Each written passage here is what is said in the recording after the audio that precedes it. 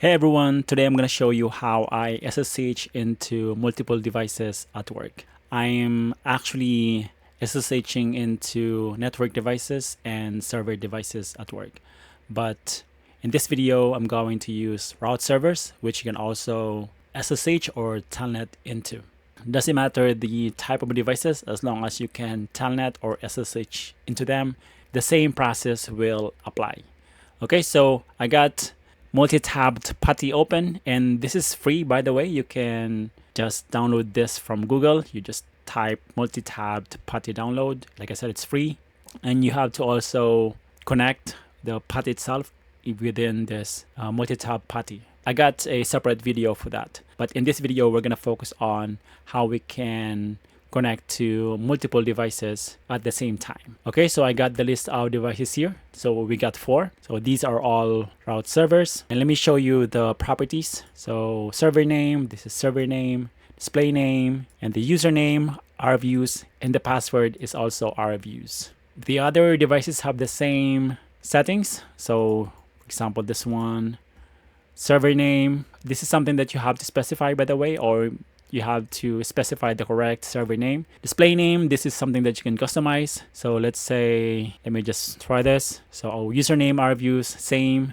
password rviews here. So I have a custom display name for this route server itself. Okay, so how do I connect or SSH into these devices at the same time? What I do is press the control key, and just click all of the route servers. And I can just right click on it and connect. Okay, so it's just a delay. So it's actually lagged in already. Lagged in. This one is lagged in also.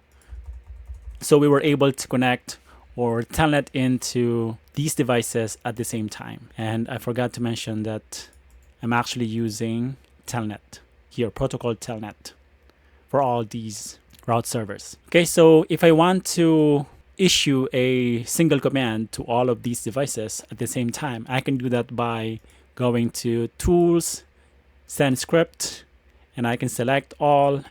And let's say the command that I want to issue is show BGP summary. And you have to make sure that the prompt is under the command itself, as you see here. So that means that the script will enter the command. So I'm gonna go ahead and send script. So we see that the command has been entered. So let's see, yeah, this one also, this one. Yeah, so I mean, one command to 4 devices in this case. And of course you can add more devices by going to server, add server. And you can specify the server name, display name, either telnet or SSH, username, password, and that's it. Okay, so this is how I SSH into multiple devices at work. I'm not using a Python script or any code. Okay, so hopefully you found this video useful. If you did, don't forget to hit like, subscribe, and I'll see you in the next one. Bye for now.